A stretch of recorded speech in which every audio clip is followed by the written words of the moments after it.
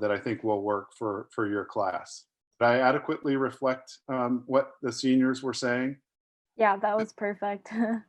Right. Okay. Well, thank you. So maybe I'll go through all of it, and then you all can ask me some questions. Is that okay with you, Mr. Anderson?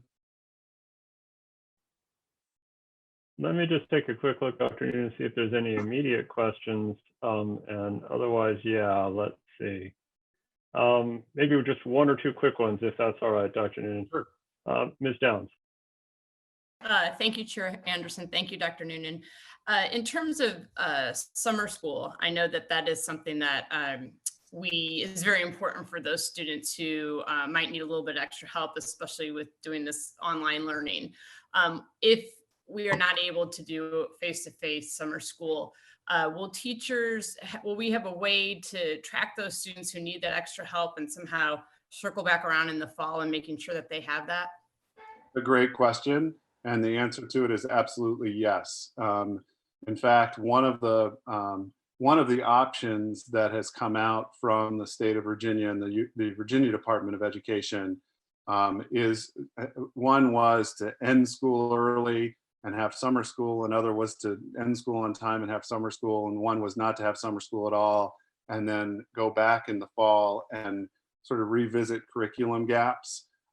So we've been able to do the first part. So we've been able to maintain instruction and do new instruction this spring, which is really great and very different than what many people are able to do. So my hope is that there aren't going to be too many huge gaps that we're going to have to fill. We're going to see the summer slide. We just will. And we know that there's going to be a slightly more summer slide this year than there has been in the past, but we will work really diligently in the fall to fill those gaps. The other thing that we're looking at, we're not exactly sure what it's going to look like and how it may play out, but there are a number of ways that we have seen, particularly at the elementary school, summer slide within the context of reading be mitigated through some programs. And so there's a professor named Jimmy Kim who has done a lot of research around reading instruction. And one of the things I've asked our Chief Academic Officer, Mr. Bates, to look into is there a way to implement potentially some sort of reading program with our kids through the summer so that we can help mitigate some of that summer slide. And maybe it's not all kids, maybe it's just the kids that have the most need, but it's a really cool program where students pick out 5 or 6 books that they want to read during the summer that are of high interest, and then their teachers send them postcards on a routine basis asking questions, and they write postcards back and forth. And then when they get their postcards back, then the teacher sends them their next book, and they maintain sort of a dialogue through the summer. And that program is pretty minimal with respect to engagement of the teacher. It's pretty low cost, but the bang for your buck that you get for summer slide is pretty significant. It's a long answer to your short question. Sorry. No, that's fantastic, and I commend the teachers. I know we're teaching new material, which is phenomenal. We're way ahead of many school districts, and so thank you. I meant more that not everyone can that's not easy for everyone to learn online. So that's great. And I'll just also do a shout out to our second grader. Every morning he has a live lesson, but then the teacher will then give us different links on BrainPop Junior or Mayan or all these sort of things. And it is amazing, with kids that age, they see it as such a treat to go online. And the videos are amazing, talking about pronouns and compound words and all that. So that might even be something that, giving the parents suggestions for the summer of things that they should, different websites they can use, because the kids don't even realize that they're learning. So I've had good experience with that. Thanks. Thank you, Ms. Downs. And I saw Mr. Bates had his hand up. Yeah. Thank you, Chair Anderson. I was just going to also add that we've already started discussions and planning for the summer curriculum writing and making adjustments for that, so that we wouldn't do the typical summer curriculum writing, but instead focus on gap filling and writing curriculum or plans that would support teachers when they come back, so that we could have some of those plans already in place. And that would be done by our specialists and our coordinators, along with a select group of teachers. Great, thank you. Thank you. So why don't we do one or two more short questions and then come back at the end, if that's okay for folks. And I see Ms. Litton and Ms. Russell. So Ms. Litton.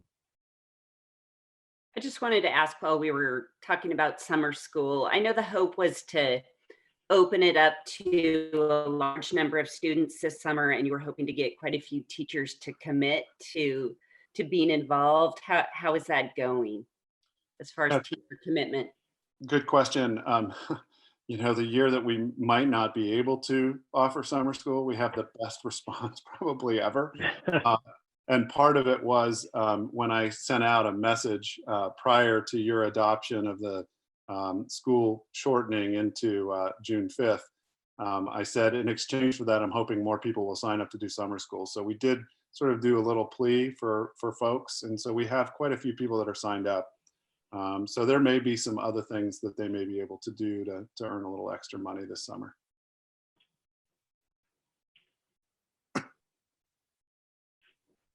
Thank you, Ms. Litton. Ms. Russell.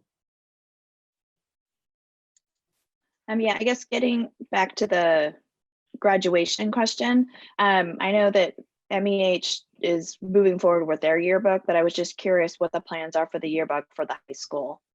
My understanding today was that there is a yearbook that has been developed for the high school. And I believe that it's gone through the appropriate vetting process at this point, and they will have one. Yeah. All right.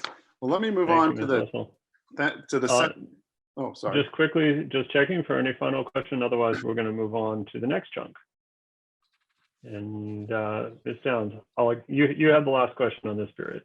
It's a quick comment. I also wanted to let you all know that I am one of the 8th grade parent reps at MEH, and we're working with the MEH administration to do some sort of virtual moving up ceremony for the 8th graders as well. Thanks.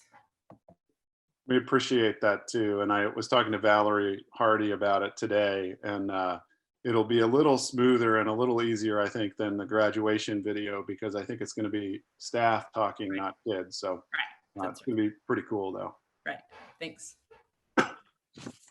Thank you. All right. Thank you. Dr. Noonan, floor is yours. Okay, thank you. So the next topic within the COVID-19 sort of transition next waypoint idea is that we need to develop, or have developed, a plan for staff cleaning out their classrooms. And the reason that we have to have staff clean out their classrooms is because we need to do our summer cleaning this summer, and our custodial teams are ready to rock and roll on that. So we, as of Friday at noon of last week, we have information out to our principals, and they will be working with their staff. But effective yesterday through Sunday, June 7th, all of our FCCPS sites will be open from 8 a.m. to 8 p.m. Monday through Friday, and from 8 to 3 Saturday through Sunday, for our staff only. This is staff only, no students, just staff. Then each principal is sending out, or has sent out again, the link to their sign up page where teachers can sign up to be able to come in, to ensure that there are not too many people on site at one time.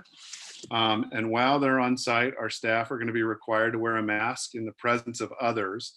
But when they're in their classroom, if they're alone, they don't have to wear a mask, but they will when they enter the building and when they leave the building. During this process, only FCCPS staff and employees are going to be allowed in the school buildings. We don't want staff bringing their partners or their husbands or wives. And part of the reason is we just, we don't want to create a circumstance where somebody from the outside comes in. We want to make sure that it's just our folks. So we've also shared that if you're not feeling well, we don't want you to come in. And if you are remaining in the same classroom for the following year, we're telling our teachers that they don't have to pack everything, but they would need to clean out their facility to make sure that we can have a deep clean for the summer. We are also really pushing hard on our George Mason staff to get their rooms cleaned out. And we're actually asking them to take their personal items home this summer so that we can begin to prepare for the fall, late fall, early winter move of George Mason into the new high school. We are not saying that it has to be an austere classroom in the fall of next year at George Mason, but we are saying that you don't need to have everything that you've always had in the classroom. Let's try to make the move as easy as possible. So in order to accommodate that, we're also bringing in some new dumpsters that will be on the George Mason site, so people can start dumping out any old stuff that they're not using anymore, and the like. So there is that side of life, which is the staff. And so we're pleased that we now have a plan where staff can come in and begin to clean out their classrooms.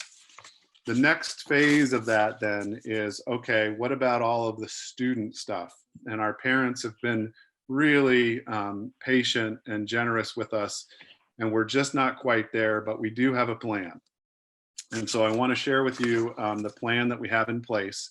And they're different from preschool and elementary than they are at the middle and high school. So if you'll bear with me, I'll talk about each of those separately. And part of the reason is we really are trying to limit the number of people, the amount of touching that comes into the buildings to make sure that we're being safe. So at the preschool and at the elementary schools, what the teachers are going to do is when they come in and clean out their room, likely this would be the time that they would do it. They're going to take all of the student items from desks and put them in paper bags, like a grocery bag. They're going to label it with the student's name, and then those items will remain at the school site for the summer. And then what will happen is when the student returns in the fall, that bag will move to the classroom where the student has been placed for the following year. And we feel like that will be really helpful in working through this. And of course, if they move from elementary to middle, that would also move as well. We have a few parents who left some medications at schools, not very many, but we do. So those medications are going to be reviewed by the school nurse. And those medications will also transfer from a school to another school if the student is a rising student or stay at that school site. Technology and library books are going to remain with the students for the summer at the pre and elementary school. So our Mount Daniel and our TJ students that have technology and our JTP students that have technology and books, you just keep them. And in the fall, when we come back together, that's when they'll be returned. If school starts in our school buildings at our regular time in August, we'll get those back and we'll get them re-imaged and set up for them as quickly as we possibly can. And then anything that's been left in daycare, the daycare staff will put in all of the lockers in the two buildings, the daycare lockers, and they will be labeled with students' names. So at elementary, there's no reason for any of our parents or our students to come in. However, if there is something that the student has to have for the summer, they can still call the principal and they can still work to come in and get it. But with respect to cleaning out the desks and the materials and supplies, we're just going to bag those up and we'll take them and move them to the next class. At the middle and the high school, we actually are going to do a technology and book and textbook and band instrument and athletic uniform drop-off.